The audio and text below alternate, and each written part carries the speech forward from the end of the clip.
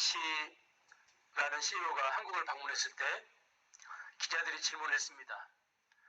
존경받는 CEO인데 어떻게 해서 존경을 받게 되었느냐, 그 비결이 무엇이냐고 이렇게 질문을 했습니다. 그러자 웰치는 나는 어디로 가는지 확실하게 알고 있습니다. 기업의 목표의식을 분명히 알고 있습니다. 나뿐 아니라 사원들도 어디로 가는지 확실히 알고 있다고 대답을 했습니다. 우리가 그 사람의 말을 빌려서 좋은 성도, 위대한 성도, 훌륭한 성도는 자신이 어디로 가고 있는지 확실하게 알고 살아가는 사람이라고 말할 수 있습니다. 여러분, 우리는 우리가 어디로 가고 있는지 분명하고 확실하게 알고 있습니까? 목적지에 도착하면 알겠지 하면서 그냥 막연한 기대감 같은 것을 가지고 우리가 살고 있지는 않습니까? 그렇다면 성도인 우리는 어디로 가고 있습니까? 본문 1절을 보시면 만일 땅에 있는 우리의 장막집이 무너지면 하나님께서 지으신 집 곧 손으로 지은 것이 아니요 하늘에 있는 영원한 집이 우리에게 있는 줄 아나니라고 기록이 되어 있습니다. 바울사도는 만일 땅에 있는 우리의 장막집이 무너지면 하나님께서 지으신 집 곧 손으로 지은 것이 아니요 하늘에 있는 영원한 집이 우리에게 있는 줄을 안다고 고백하고 있습니다. 여기서 우리의 장막집이 무엇입니까? 우리의 몸을 말합니다. 그리고 장막집이 무너진다는 말은 죽음을 말합니다. 그런데 우리의 인생이 죽음으로 끝나지 않고 더 나아가 하늘에 있는 영원한 집에 들어가서 영원히 살게 된다는 것입니다. 1절 끝부분을 보면 아주 중요한 말씀이 기록이 되어 있습니다. 영원한 집이 우리에게 있는 줄 아나니라는 말씀입니다. 이 안다는 말씀, 원문에 보면 우리가 알고 있다, 영원한 집이 있다는 것을, 그러니까 우리가 분명하고 확실하게 알고 있다는 겁니다. 무엇을 알고 있다는 겁니까? 영원한 집이 있다고 하는 것을 알고 있다는 것입니다. 영원한 집이 있다는 것을 죽어서 가서 확인해봐야 아는 것이 아니라 죽기 전에 아직 영원한 집에 가보기 전에 하늘에 있는 하나님께서 지으신 영원한 집이 있다는 것을 확실하게 알고 있다는 것입니다. 성경은 죽음 너머의 영원한 세계에 대해서 모호하지 않습니다. 그래서 바울만 믿음이 좋아서 아는 것이 아니라 우리는 알고 있다는 겁니다. 문제 많은 고린도 교인들도 알고 있다는 거예요. 사람이 죽은 후에 영원한 집에서 영원히 살게 된다는 것을 아주 확실하게 그리고 아주 분명하게 알고 있다는 겁니다. 여러분들은 알고 계십니까? 여러분들은 알고 가십니까?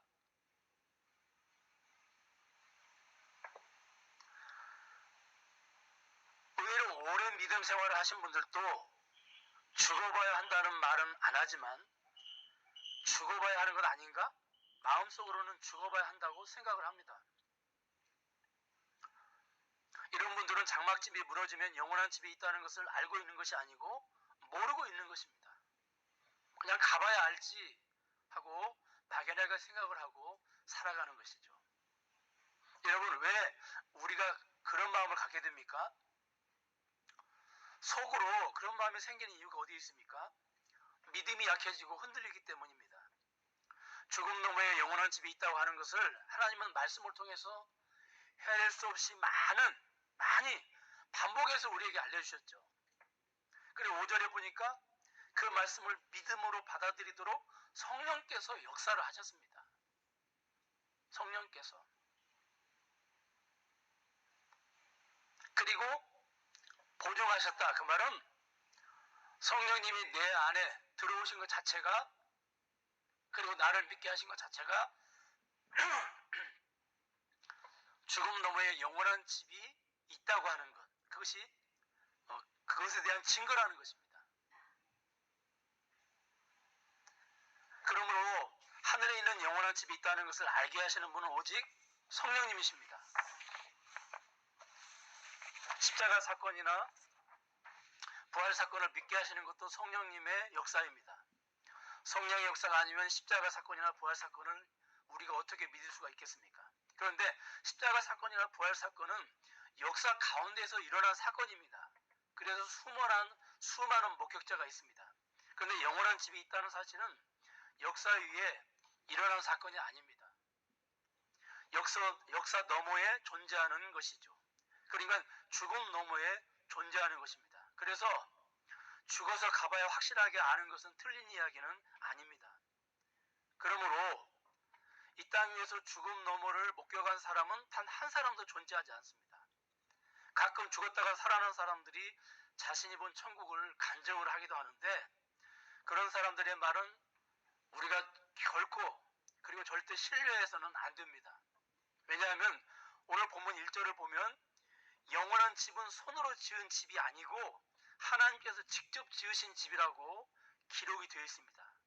손으로 지은 집이 아니라는 말은 사람이 지은 아파트나 단독주택 같은 그런 집이 아니라는 말입니다.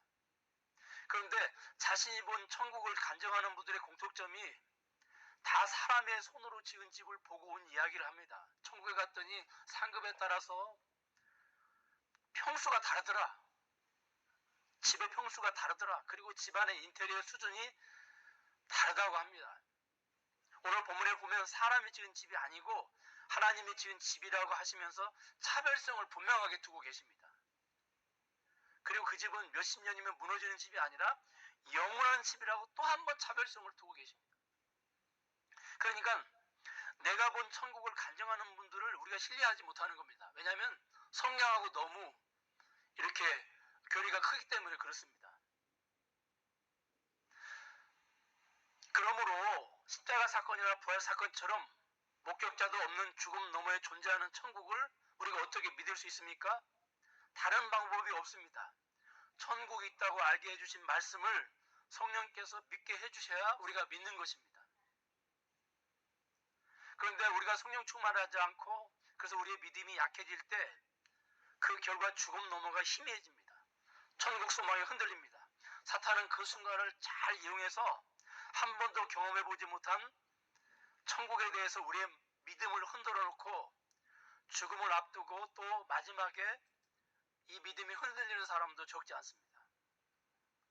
저는 어머니의 죽음을 지켜보면서 우리가 죽음을 위해서도 기도해야 되지만 죽음을 잘 준비하도록 기도해야겠다는 생각을 제가 아주 깊이 했습니다. 제가 여러분들에게 이런 사실들을 잘 가르쳐야 되겠다는 생각을 제가 깊이 했습니다. 왜냐하면 죽음이라고 하는 것은 꼭 늙고 병들어서만 우리에게 찾아오는 것이 아니기 때문에 그렇습니다. 누구에게나 찾아올 수가 있는 것이죠.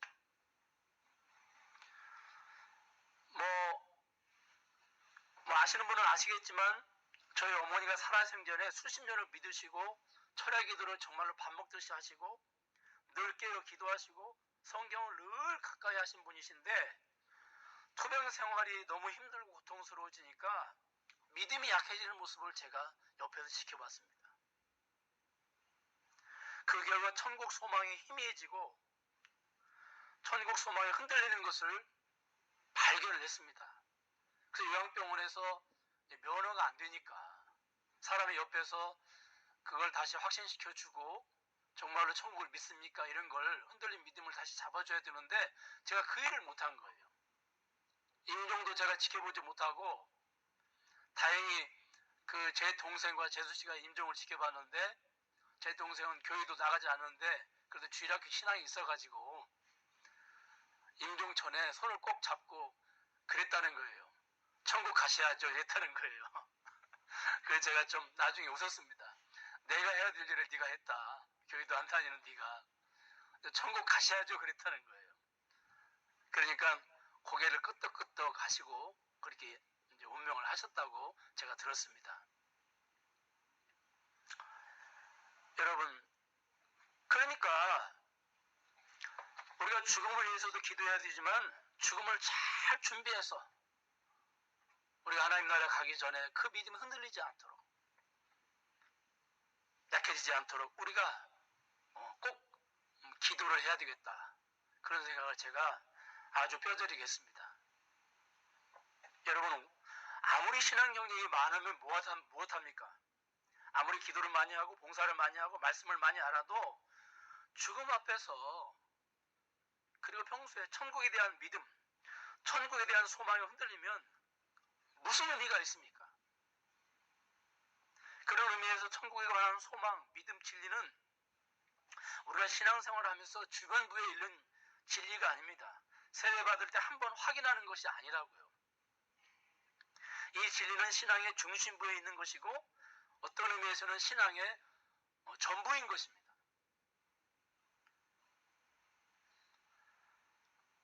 여러분, 한 번도 그곳에 가보지 않고 경험하지 않았지만 마치 가보고 경험한 것처럼 믿는 것과 한 번도 가보지 않고 경험하지 않았으니 가봐야 안다는 면역한 믿음을 가지고 살아가는 사람들의 모습은 엄청난 차이가 있습니다. 어떤 차이가 있을까요? 8절을 보니까 담대하여 원하는 바는 차라리 몸을 떠나 주와 함께 거하는 것이라. 바울은 자신의 소원은 죽음이라는 것입니다. 바울은 죽음을 전혀 두려워하지 않고 있습니다. 여러분, 아무리 믿음이 좋아도 죽음을 두려워하지 않는 사람은 없을 것입니다. 그런데 바울은 전혀 죽음을 두려워하지 않고 오히려 죽음을 소원하고 있습니다. 나 빨리 좀 죽었으면 좋겠다. 사실 우리가 염려하고 걱정하고 불안하고 그리고 두려워하는 것의 모든 그 근본 뿌리는 죽음에 대한 두려움입니다. 여러분, 왜 죽음에 대한 두려움이 우리에게 있습니까? 다른 게 아니죠. 영원한 나라가 있다고 하는 것을 분명하게 그리고 확실하게 알고, 알지 않기 때문에, 그러니까 알고 믿지 않고 모르고 믿기 때문에 그냥 모호하게 믿고 그냥 어정쩡하게 붙잡고 있기 때문에 그런 것이죠. 알고 있다. 나는, 오늘 설교의 제목입니다. 나는 알고 있다. 죽음 너머에 영원한 천국이 있다고 하는 걸 나는 분명하고 확실하게 알고 있다. 그렇다면 바울은 고린도 교인들에게 왜 이 말씀을 했을까요? 그 이유가 무엇입니까? 바울이 갑자기 이 말씀을 꺼낸 것이 아닙니다. 다 이유가 있습니다. 그 이유가 무엇이냐면 바울이 고린도 전후서를 기록한 이유를 알면 왜 이 말씀을 기록했는지 알 수가 있습니다. 고린도후서 6장 11절과 13절을 보니까 이렇게 기록이 되어 있습니다. 우리가 같이 한번 읽겠습니다. 시작. 고린도인들이여, 너희를 향하여 우리의 입이 열리고 우리의 마음이 넓어졌으니 너희가 우리 안에서 좁아진 것이 아니라 오직 너희 심정에서 좁아진 것이라. 내가 자녀에게 말하듯 하노니 보답하는 것으로 너희도 마음을 넓히라. 우리가 이런 말씀을 보면 고린도 교회와 바울 사이의 관계가 불편해진 것을 우리가 보게 됩니다. 그렇죠? 고린도 교회는 바울의 마음을 많이 아프게 한 교회입니다.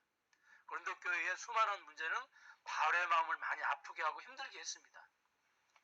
이러한 고린도 교회에 바울이 고린도전서를 보내서 그들을 훈계하고 책망하고 그리고 바르게 하려고 하면서 관계가 더 이제 악화가 됩니다. 그 결과 나중에는 이 고린도 교회 교인들 중에 일부는 바울의 이 사도권까지 시비를 겁니다. 그래서 고린도전서 9장 1절을 보니까 이제 그 고린도전서 9장 1절입니다. 고린도전서 9장 1절에 보니까 내가 사도가 아니냐라는 말씀이 기록이 되어 있습니다. 내가 사도가 아니냐? 그러니까 바울이 진짜 사도가 아니고 가짜 사도라는 것입니다. 여러분, 바울이 여기에 대해서 다시 고린도 후서를 기록을 하죠. 그러면서 자신의 사도권을 변호하고 변명을 합니다. 그런데 바울이 자신의 사도권을 변명하거나 변호하는 것은 자신의 어떤 명예 때문이 아닙니다. 바울이 만약에 가짜 사도면 어떤 문제가 발생합니까? 바울이 전한 말씀도 가짜 말씀이 되는 것입니다. 그러면 고린도 교인들의 그런 그 믿음, 근본적인 믿음의 뿌리가 흔들리는 것이죠. 그리고 그 믿음이 무너지는 것입니다. 그래서 바울은 작심하고 고린도 후서를 기록을 해서 고린도 교회에 이제 보내게 되는 겁니다. 여러분, 우리 기독교가 유교나 불교나 무속신앙에 영향을 많이 받은 것은 기독교가 이 땅에 들어오기 전에 이미 그 유교나 불교나 무속신앙의 토양을 가지고 있었기 때문이죠. 그런데 고린도 교회도 복음이 전파되기 전에 이미 고린도 교회 안에 어떤 그 여러 가지 그런 사상들이 고린도 교회 안에 있었죠. 뭐 영지주의 사상이라든지 여러 가지 사상들이 있었는데 그러한 그 사상 중에 대표적인 것이 율법주의 그 사상이 이미 뿌리를 내리고 있었습니다. 그러니까 바울은 율법적인 토양 위에 복음의 씨앗을 뿌린 것입니다. 그런데 이 율법적인 토양이 복음이 자라는데 복음의 성장을 가로막는 가시와 같은 역할을 하고 있었던 겁니다. 우리도 그 이미 기독교가 들어오기 전에 이렇게 자리 잡고 있었던 무속신앙이라든지 불교나 유교라든지 이런 것들이 기독교의 성장을 가로막고 또 기독교를 상당히 오염시키는 것과 같은 그런 이치죠. 그래서 거짓 선지자들은 율법은 이미 구약해 주신 하나님의 말씀이고 그러므로 율법은 전통이 있다는 것입니다. 그래서 율법을 가르치는 율법의 교사에 비해서 이제 막 시작을 한 복음을 전하는 바울의 권위가 높지 못하다. 율법에 비해서 뒤떨어진다고 비방을 합니다. 무시를 합니다. 바울은 이에 대해서 이제 변증을 하는데 율법과 복음을 비교하면서 바울이 변증을 합니다. 그래서 고린도서 3장 13절을 보니까 우리 같이 한번 읽겠습니다. 우리 그 어린 아이들도 같이 따라서 한번 같이 읽겠습니다. 시작. 우리는 모세가 이스라엘 자손들에게 장차 없어질 것에 결국을 주목하지 못하게 하려고 수건을 그 얼굴에 쓴 것 같이 아니하노라. 예. 그러니까 여기서 쉽게 말하면 율법은 그림자고 복음은 실체라는 겁니다. 율법은 껍데기고 복음이야말로 진짜 알맹이라는 것이죠. 그리고 고린도후서 3장 18절을 보면 우리가 같이 또 읽겠습니다. 고린도후서 3장 18절 시작. 우리가 다 수건을 벗은 얼굴로 거울을 보는 것 같이 주의 영광을 보매 그와 같은 형상으로 변화하여 영광에서 영광에 이르니 곧 주의 영으로 말미암이니라. 이게 무슨 말입니까?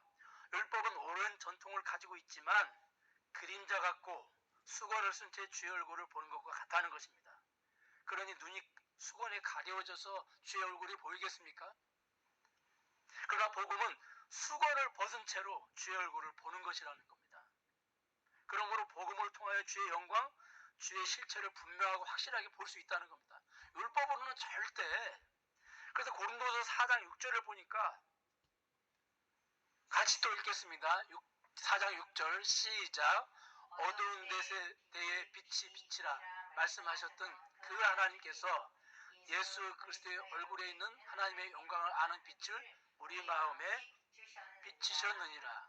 그러니까 율법은 주님의 등 정도를 보는 것이지만 복음은 주의 얼굴을 정면으로 보는 것이라고 바울이 변증하고 있습니다. 그러므로 바울은 율법과 복음을 비교하지 말라는 겁니다. 비교 대상이 안 된다는 것이죠. 바울은 이어서 한 가지를 더 이야기하는데 그것이 뭐냐면 복음과 율법을 비교할 때 복음의 유대성을 말합니다. 그것이 무엇입니까? 복음은 말로만 아니라 실제로 삶 가운데에 능력으로 나타난다는 것입니다. 복음의 능력은 체험된다는 겁니다. 복음이 자체만 능력이 있는 것이 아니라 복음이 우리의 삶 속에 영향을 끼치고 우리의 삶 속에 능력으로 우리의 삶 가운데 능력으로 복음이 나타나는 겁니다. 다 나타난다는 겁니다. 여러분 이 복음의 능력이 얼마나 대단하게 우리의 삶 가운데 나타나는 줄 아십니까? 첫 번째로 고린도후서 4장 7절을 보니까 또 같이 읽겠습니다. 시작. 우리가 이 보배를 질그릇에 가졌으니 이는 심히 큰 능력은 하나님께 있고 우리에게 있지 아니함을 알게 하려 함이라. 여기 이 보배를 질그릇에 가졌다. 이 보배는 복음의 핵심인 예수님을 말하죠. 그런데 이 보배가 질그릇에 들어있습니다. 이 질그릇은 여러분과 저를 말합니다. 이게 철그릇이나 놋그릇이 아닙니다. 질그릇이에요. 그만큼 강한 그릇이 아니라 약한 그릇이라는 거죠. 깨어지기 쉬운 그런 약한 그릇이라는 겁니다. 여러분과 제가. 그런데 이 약한 그릇인 성도가 복음을 가질 때 어떻게 되냐면 이게 삶 가운데 능력으로 나타난다는 겁니다. 그 4장 8절을 우리가 또 같이 한번 다시 읽겠습니다. 시작. 우리가 사방으로 우겨쌈을 당하여도 쌓이지 아니하며 답답한 일을 당하여도 낙심하지 아니하며. 그러니까 여기 보니까 사방으로 오겨쌈을 당하면 무슨 말입니까? 뭐 핍박과 환난을 말하죠. 오겨쌈을 당하면 싸야 하고, 답답한 일을 당하면 낙심해야 되고, 핍박을 받으면 버림받아야 되고, 다시 말해서 핍박을 받으면 배교하거나 교회를 떠나거나 그래야 되는데, 그리고 꼬꾸라트림을 당하면 망해야 됩니다. 그런데 복음의 능력을 가진 사람들은 쌓이지도 않고 낙심하지도 않고 꼬꾸라트림을 당하지도 않고 망하지도 않는다는 겁니다. 이게 복음의 능력이에요. 그러니까 복음의 능력을 가진 사람은 한마디로 정복되지 않은 능력을 가지고 있습니다. 복음의 능력이 얼마나 대단한지 복음의 능력을 가진 사람은 세상이 그 무엇을 가지고도 그 사람을 정복하지 못하는 거예요. 여러분, 세상에 정복당하지 않는 사람이 어디에 있습니까? 그런데 복음을 가진 사람은 세상에 어떤 것에도 결코 정복당하는 법이 없습니다. 여러분, 우리가 죄가 없는데도 어떤 교도소에 가서 수십 년 동안 억울하게 살다 나온 사람들 공통점이 뭡니까? 고문을 당할 때 너무너무 그것이 고통스러워서 자기가 죄를 짓지 않았는데도 그냥 죄를 지었다고 고백을 하고 자백을 해서 억울한 옥설을 하지 않습니까? 정복당하는 거죠, 고문에. 근데 복음의 능력은 사람을 정복시키지 못합니다. 그래서 히브리서 11장 35절부터 38절까지 우리가 한번 보겠습니다. 우리 같이 또 읽겠습니다. 시작. 여자들은 자기의 죽은 자들을 부활로 받아들이기도 하며, 또 어떤 이들은 더 좋은 부활을 얻고자 하여 심한 고문을 받되 구차히 풀려나기를 원하지 아니하였으며, 36절. 또 어떤 이들은 조롱과 채찍질뿐 아니라 결박과 옷에 갇히는 시련도 받았으며, 37절. 돌로 치는 것과 톱으로 켜는 것과 시험과 칼로 죽임을 당하고 양과 염소의 가죽을 입고 유리하여 공핍과 환난과 학대를 받았으니, 38절. 이런 사람은 세상에 감당하지 못하느니라. 그들이 광야와 산과 동굴과 토굴에 유리하였느니라. 그 어떤 고문과 핍박으로도 복음을 가지고 있는 사람을 굴복시키지 못한다는 겁니다. 심지어 자신의 죽음은 물론 자녀의 죽음 앞에서도 굴복하지 아니합니다. 눈앞에 자녀가 고문을 당하고 자녀가 죽임을 당할 때 어떻게 부모가 굴복당하지 않을 수가 있겠습니까? 그런데 복음의 능력을 가진 사람은 그럼에도 불구하고 정복당하지 않고 굴복되지 않는다는 겁니다. 그래서 히브리서 기자는 오늘 본문 결론 부분에서 이런 사람은 세상이 감당하지 못했다고, 우리 한번 따라서 하겠습니다. 이런 사람은 세상이 감당하지 못하느니라. 그게 무슨 말입니까? 그러니까 그냥 세상이 백기를 들어버리는 거예요. 내가 졌다. 나 항복한다. 아주 그냥 기숙한 것들, 이러는 것이죠. 둘째, 복음의 능력은 한 번 경험하는 것으로 끝나지 않고 매일매일 새롭게 경험을 합니다. 4장 16절 같이 읽겠습니다. 시작. 그러므로 우리가 낙심하지 아니하노니 우리의 겉사람은 낡아지나 우리의 속사람은 날로 새로워지는. 그러니까 매일 새롭게, 날로 새롭게. 여러분, 이 세상에 있는 모든 것들이 다 낡아집니다. 시간이 지나면 다 퇴색이 되죠. 그런데 복음의 능력은 시간이 가도 새로워집니다. 강해지고 늘 새롭게 체험되어집니다. 예레미야 애가 3장 22절에서 23절 우리 같이 읽겠습니다. 시작. 여호와의 인자와 긍휼이 무궁하심으로 우리가 진멸되지 아니함이니이다. 이것들이 아침마다 새로우니 주의 성실하심이 크시도소이다. 아멘. 아멘. 여러분, 우리가 신비하게도 늘 똑같은 기도 제목을 가지고 기도를 해도 기도할 때마다 새롭습니다. 저는 그 주기도문을 자주 기도하는데, 주기도문을 붙잡고, 주기도문의 내용은 다 똑같지 않습니까, 여러분? 그런데 주기도문의 그 내용을 가지고 기도를 할 때, 주기도문의 내용을 가지고 기도를 할 때, 기도할 때마다 늘 새로워요. 한 번도 똑같은 게 없어요. 늘 새로워요. 그러니까 그래서 성경 본문을 반복해서 읽을 때마다 새롭게 깨달아집니다. 일반의 그 책이 아무리 내용이 좋고 유명해도 여러분 뭐 한 두세 번 읽으면은 우리가 그 식상에서 더 이상 읽지 못하지 않습니까? 근데 성경은 똑같은 말씀을 읽어도 계속 읽을 때마다 새로워요. 저는 그 이제 빌립보서 4장의 말씀 참 좋아합니다. 아무것도 염려하지 말고 오직 기도와 간구로 너희 구할 것을 감사함으로 하나님께 아뢰라. 그리하면 모든 지각이 뛰어나신 하나님의 평강이 너희 마음과 생각을 지키시라. 그 말씀 제가 굉장히 좋아합니다.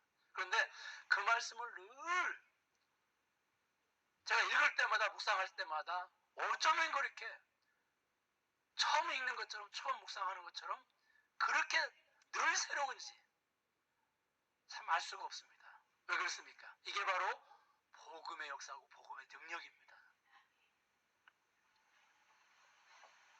그리고 마지막 세 번째로 복음의 능력은 날로 새로워지는 능력이 이 땅에서만 아니고 더 나아가 죽음을 넘어가서 영원히 지상에서 영원으로 이어집니다. 이 땅에서는 서론에 불과합니다. 죽음 이후에 진짜 본론이 시작이 됩니다. 한번 따라서 하시겠습니다. 죽음 이후에 진짜 본론이 시작이 된다. 예. 죽음 이후에 진짜 본론이 시작이 됩니다. 이것이 가장 위대한 것입니다. 복음의 능력, 위대한 능력은 이 땅에서 잠깐 경험하는 것으로 끝나는 것이 아니라 이제 죽은 후에 본격적으로 경험하게 됩니다. 본론이기 때문에. 죽음을 넘어갔더니 본론이 시작이 됩니다. 그런데 그 본론은 이 땅에서 경험한 것과는 비교할 수 없는 것입니다. 2절을 보니까 우리 오늘 본문 2절 우리 같이 읽겠습니다. 다시 한번 시작. 참으로 우리가 여기 있어 탄식하며 하늘로부터 오는 우리의 처소로 덧입기를 간절히 사모하노라. 네, 여기 보니까 하늘로부터 오는 처소를 덧입기를 간절히 사모한다. 4절에도 이어서 보면 짐진 것 같이 탄식하는 것은 벗고자 함이 아니요 오직 덧입고자 함이니. 왜 천국을 사모하고 소망하느냐? 이 땅에서의 삶이 무거운 짐을 진 짐꾼 같은 삶.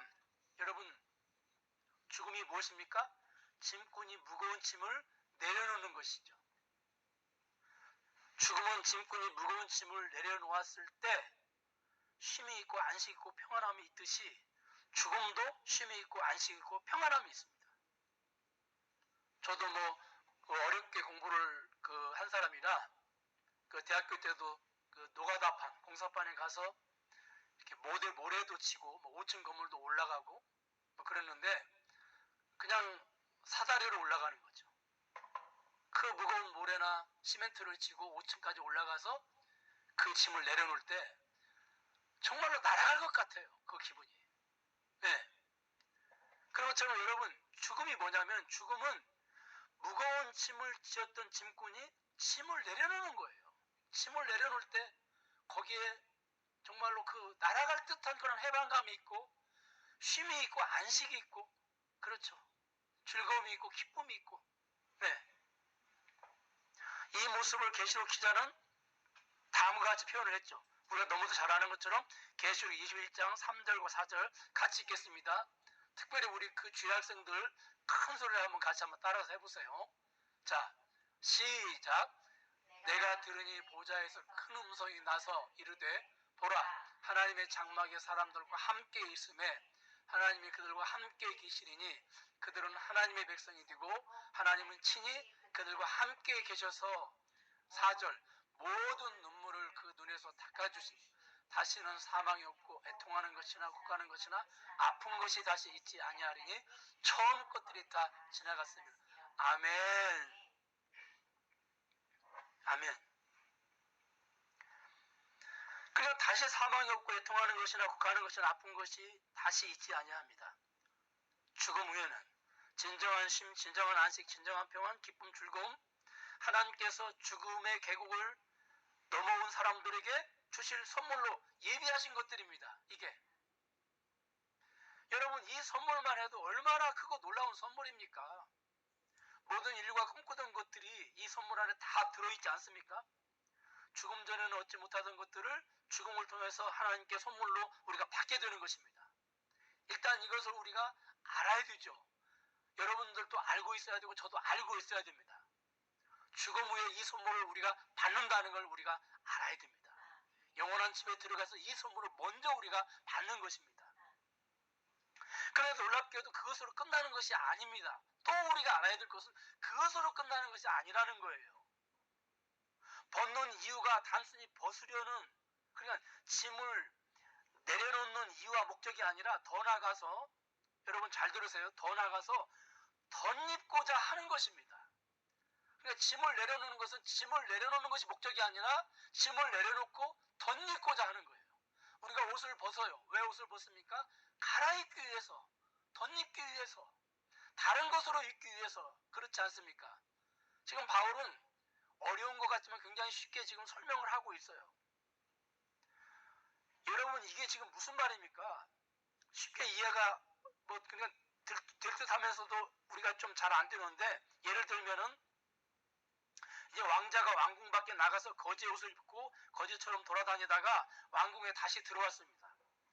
그런데 왕궁 밖에서는 거지처럼 다녔지만 왕궁 안에 들어오면 왕자처럼 대우를 받게 되죠. 근데 이 왕자가 왕에게 아버지 나 여기 짐 좀 풀어도 되나요?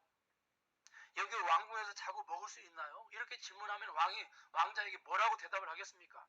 얘가 왕궁에 나가서 거지처럼 살더니 정신적으로 약간 문제가 생겼다고 할 것입니다. 여러분 기억하십시오.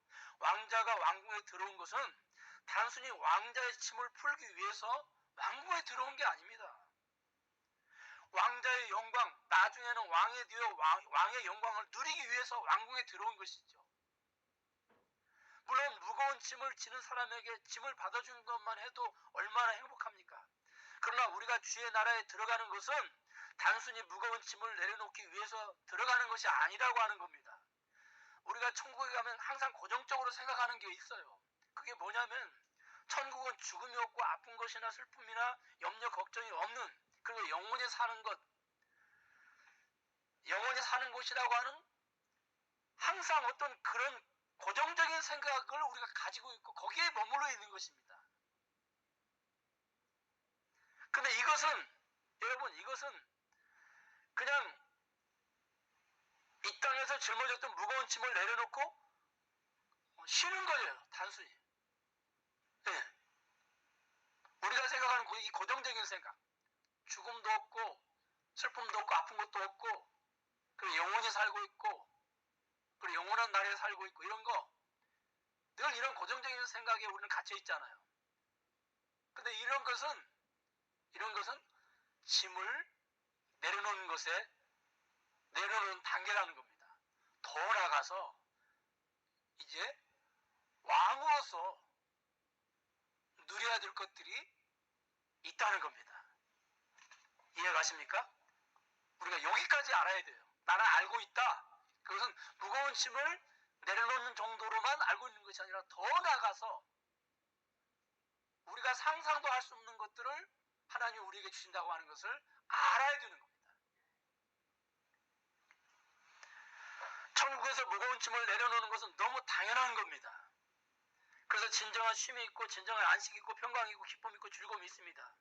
그런데 거기 더 나가서 하나님은 우리에게 덧입히시고자 합니다. 따라하겠습니다. 덧입히시고자. 예, 덧입히시고자 합니다. 무엇을 덧입히시고자 합니까? 왕의 영광을 덧입히시고자 하시는 겁니다. 따라하겠습니다. 왕의 영광을 덧입히시고자 하신다. 이 왕의 영광이 무엇입니까? 놀랍게도 예수님의 영광을 말합니다. 그래서 로마서 8장 17절 우리 같이 읽겠습니다. 17절 18절 시작. 자녀이면 또한 상속자 곧 하나님의 상속자요 그리스도와 함께한 상속자니 우리가 그와 함께 영광을 받기 위하여 고난도 함께 받아야 할 것이니라. 예, 17절만 읽겠습니다. 놀랍게도 우리가 하나님의 자녀이기 때문에 상속자입니다. 상속을 선물로 받습니다. 영원한 나라를 선물로 받습니다.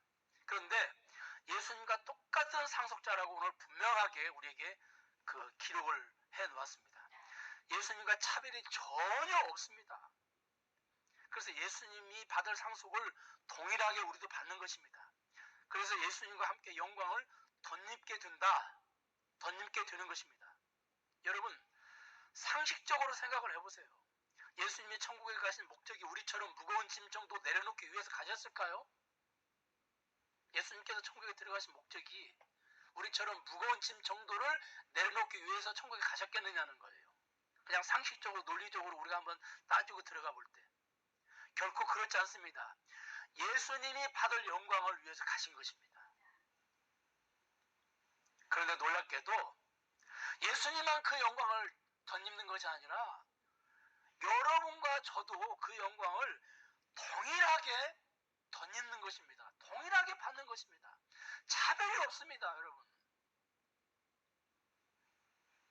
차별이 있다라고 생각하는 것이 겸손한 것이 아니에요.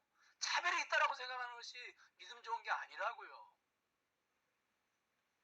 차별이 없습니다. 차별이 없다고 믿는 거, 이게 믿음이 좋은 거예요.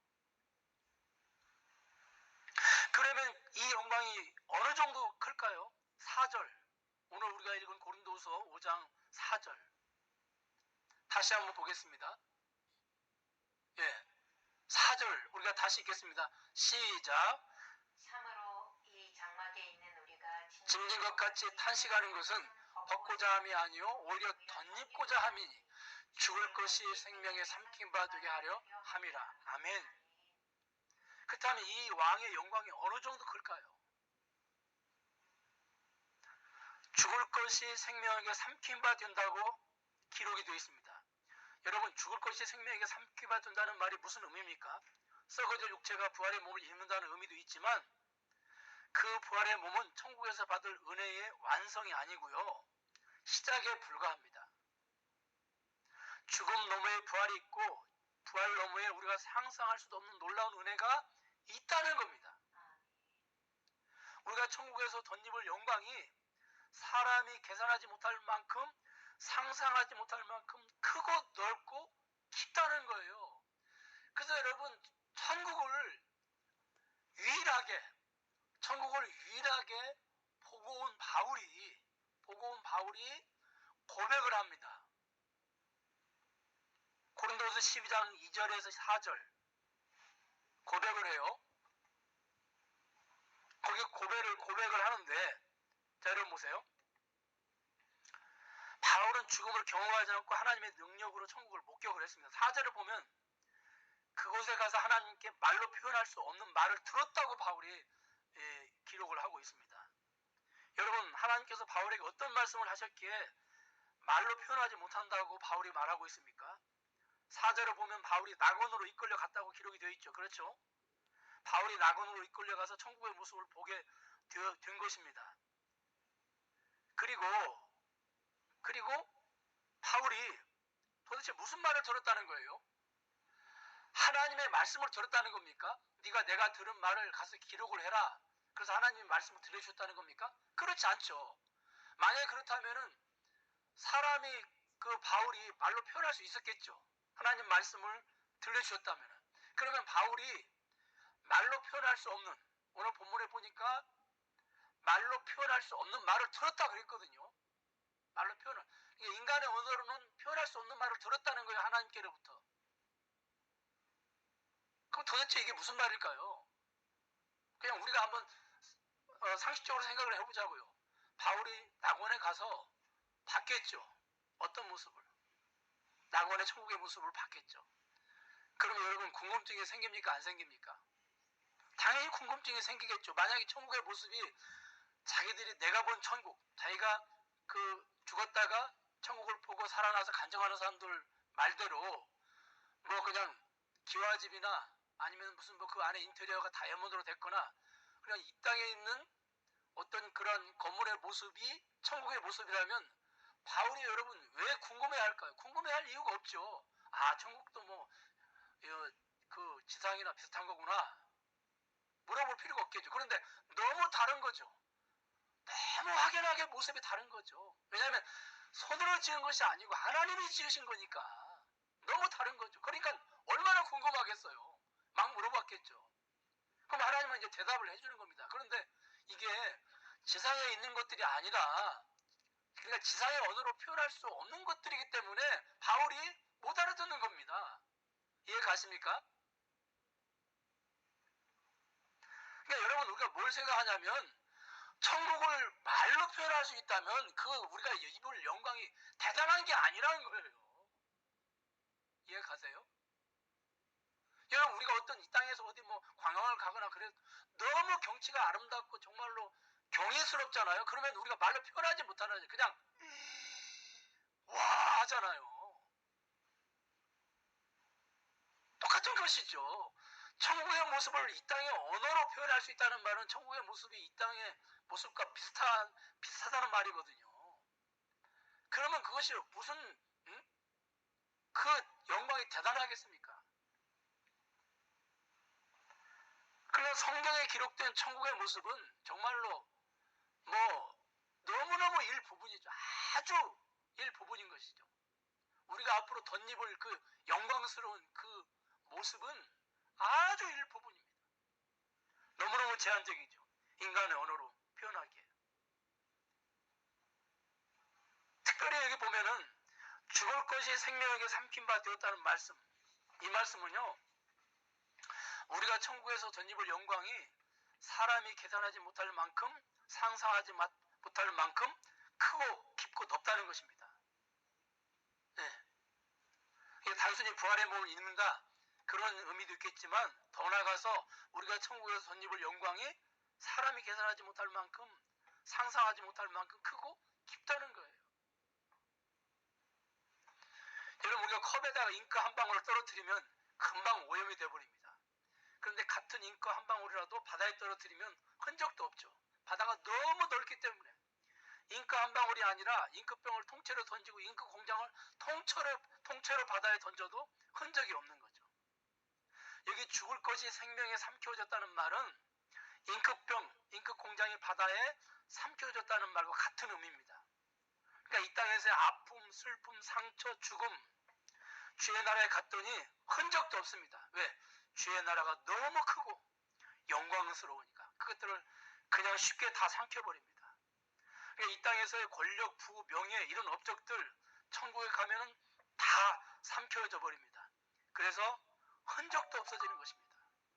여러분, 기독교 역사를 보면 옥에 갇히고 매를 맞고 핍박을 당하고 순교를 당해도 하나님이 침묵하실 때가 있습니다. 그럴 때 우리는 답답할 때가 있습니다. 왜 가만히 계실까? 왜 하나님께서 간섭하지 않으실까? 왜 개입하지 않으실까? 왜 핍박하는 핍박자들을 징계하시거나 심판하지 않으실까? 그런데 여러분, 다른 것이 아닙니다. 기억하십시오. 하나님은 자신이 있으시기 때문에 그렇습니다. 이게 무슨 말이냐면 천국의 은혜의 바다가 너무너무 크니까 그 순교자들이, 핍박을 당한 자들이 천국에 들어왔을 때 덧입혀줄 그 영광이 너무너무 크니까, 다시 말해서 충분히 보상해줄 자신이 있으니까, 충분히 보장해줄 자신이 있으니까 하나님은 때로는 침묵하시고 때로는 가만히 계신 겁니다. 그 자신감 때문에. 저는 말씀을 읽겠습니다. 여러분, 기억하십시오. 천국은 단순히 무거운 짐을 내려놓기 위해서 가는 것이 아닙니다. 우리가 알아야 될 첫 번째, 천국은 단순히 무거운 짐을 내려놓기 위해서 가는 것이 아닙니다. 그걸 우리가 알아야 됩니다. 영원한 나라가 있어요. 근데 그 나라에 들어가는 것은 단순히 거기 가서 영원히 살고 아프지 않게 살고 슬픔 없이, 그리고 뭐 염려, 걱정, 근심 없이 사는 정도가 아니라 그것은 아주 기본입니다. 그것은 기본이에요. 그 위에 덧입을 것이 있습니다. 하나님은 덧입혀 주시겠다고 분명히 약속을 하셨습니다. 우리가 이것까지 알아야 돼요. 근데 구체적으로 그것이 무엇인지 바울도 말로 표현을 할 수 없을 정도입니다. 그만큼 그것이 크고 놀랍고 영광스럽고 풍성한 것입니다. 그런데 우리가 얼핏 짐작을 한다면 예수님이 천국에 가셔서 받을 영광, 그 영광, 예수님께 덧입혀 주실 그 영광을 우리가 똑같이 차별 없이 덧입는다고 하는 사실. 예, 그것을 우리가 잊지 말고 기억을 해야 됩니다. 여러분, 우리는 이 사실을 죽어봐야 하지 하고 모호하게 붙잡고 살아가는 존재들이어서는 안 됩니다. 아주 분명하고 확실하게 알고 살아가야 됩니다. 왜냐하면 성령께서 우리에게 알게 하셨기 때문에 그렇습니다. 그리고 성령님이 내 안에 계신 것이 보증입니다. 영원한 나라가 있고 거기서 우리가 무거운 짐을 지고 영광을 덧입는다고 하는 그 보증 수표가 바로 내 안에 계신 성령님이십니다. 그러므로 바울처럼 죽음을 간절히 소망하며 우리가 살 정도는 아니지만 죽음을 두려워하면서 우리가 살지 않아야 되겠습니다. 다시 말해서 코로나로 인해서 여러 가지 염려, 걱정, 근심, 또 불안한 미래 이런 것들 우리가 염려하고 걱정할 필요가 없다는 것입니다. 나는 알고 있습니다. 분명하고 확실하게 알고 있습니다. 그것을 분명하고 확실하게 아는 사람은 결코 이 땅의 환경이 어떤 환경이든지 두려워하거나 염려하거나 걱정하거나 미래에 대한 불안감이 없는 것입니다. 담대하게, 그렇죠. 담대하게 우리가 이 땅에서 살아갈 수가 있고 사람들에게 내가 알고 있는 것, 나만 알고 있는 것이 아니라 이것을 사람들에게 우리가 알려줘야 되겠습니다. 여러분, 사람들이 교회를 비판한다고 우리가 위축되어 있어서는 안 됩니다. 우리가 전하는 것은 교회를 전하는 게 아니고 우리가 전하는 것은 교회 안에 있는 사랑을 전하는 게 아니고 교회의 주인이신 예수 그리스도를 전하는 것이기 때문에 그렇습니다. 더 나아가서 천국을 전하는 것이고 그리고 영원한 나라가 있다고 하는 것을 전하는 것입니다. 그 나라에 가면은 무거운 짐을 내려놓고 영광스러운 예수님께서 덧입었던 그 영광스러운 것들을 우리도 동일하게 덧입는다고 하는 것을 우리가 사람들에게 전하는 것입니다. 그렇기 때문에 교회를 전하는 것이 아니니까 사람들에게 손가락질 당하는 교회를 전하는 것이 아니고 예수 그리스도를 전하는 것이니까 어떤 의미에서 이럴 때일수록 더 우리가 예수 그리스도를 전해야 되겠습니다. 교회가 뭐 어떻고 그러면 여러분 거기 기죽지 말고 그래 교회 연약해 부족해 내가 교회를 전하는 게 아니잖아 예수님을 전하는 거잖아 너 예수님께 불만 있니? 그러면 아니 난 예수님께는 불만 없는데 그럴 거 아니에요. 여러분 이럴 때일수록 이 코로나로 얼마나 많은 사람들이 우울하고 얼마나 많은 사람들이 지금 낙심 가운데 있고 얼마나 많은 사람들이 미래에 대한 불안감, 염려 이런 것 때문에 굉장히 마음이 평안하지 못한 가운데 있습니까? 이럴 때 이 기회를 이용해서 우리가 여러분 전해야 되겠습니다. 기도하겠습니다. 하나님 감사합니다. 우리가 오늘 참 줌예배 첫 시간 예배를 드렸습니다. 여러 가지 서툴고 부족하지만 우리가 이게 처음으로 줌예배를 드렸사오니 이 줌예배가 잘 매끄럽게 앞으로 진행되어질 수 있도록 은총을 내려 주시옵소서. 우리는 분명하고 확실하게 알고 믿는 사람들입니다. 우리에게 영원한 나라가 있다고 하는 걸 손으로 지은 나라가 아니라 하나님께서 지으신 영원한 나라가 있고 나는 그 영원한 나라에 들어가고 그리고 그 영원한 나라에서 무거운 짐을 벗는 것뿐만이 아니라 영광스러운 예수님께서 받으셨던 그 영광스러운 것을 덧입게 된다고 하는 것을 이 두 가지를 확실하게 우리가 알고 믿는 사람들입니다. 그럴 때 우리가 담대하게 이 땅을 살아갈 수 있고 그리고 담대하게 복음을 증거할 수 있나이다. 우리 세종사랑교회 모든 교우들이 이 말씀 붙잡고 모호하게 가봐야 하지 천국을 가봐야 할지 죽어봐야 할지 이렇게 연약한 믿음으로 흔들리지 않게 해주시고 굳건한 믿음으로 조금 더 흔들리지 않고 살아갈 수 있도록 주여 은총을 내려 주시옵소서. 예수님의 이름으로 기도합니다. 아멘.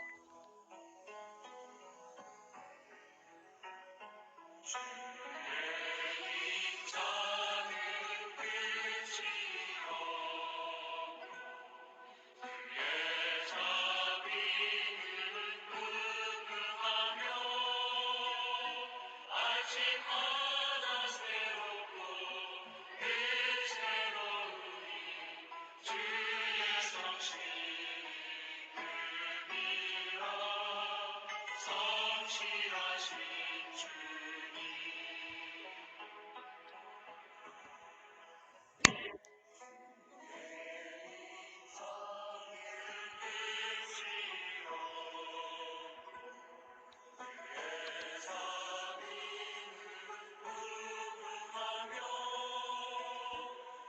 아침마다 새롭고 늘 새로우니 주의 성실이 금이라 성실하신 주.